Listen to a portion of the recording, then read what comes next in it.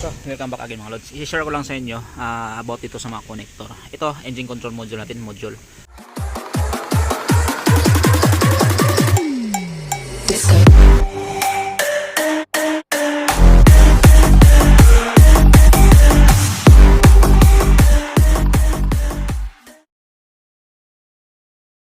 So, wag kayong matakot tanggal ng mga connector dito kung maglinis kayo. Ang pagbalik nito mga lods, ang titingnan nyo lang yung color coding, kasi baka magtaka kayo, saksak nyo dyan, isip magkamukha lang to lahat so saksak nyo dyan, tapos hindi mapasok, baka masira pa tong connector natin or yung pin sa ilalim nyan. So ang titingnan nyo mga lods, ito color, itong TPA nya, terminal position assurance, ito TPA. So itong TPA may color yan, ito kulay gray, kulay black at saka kulay blue. Ayan. So as per yan, color coding, itong kulay gray dito rin sa gray na sa ECM natin. Itong kulay black dito rin sa black. Itong kulay blue dito sa blue. So color coding lang kayo, tapos saksak nyo na lang ganyan.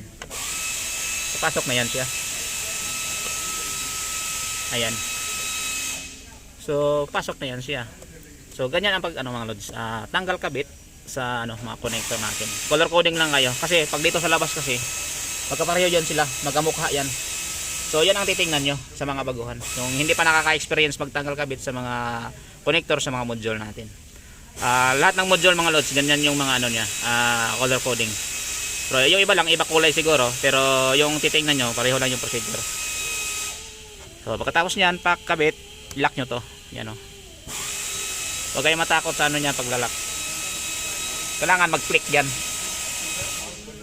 Yan, click. Pag mag-click, lock na yon. Yan. Tapos itong naman niya, CPA, connector position assurance, lock nyo yan. Ayan yan, secured na yan. So, at saka sure tayo na naka-arrange na to. Saka naman yan mga lods, hindi siya papasok kung hindi para sa kanya yung connector. Pero ang iwasan lang natin, baka madamage yung connector kaka-install nyo kasi hindi para sa kanya. So na kayo mag-check sa color.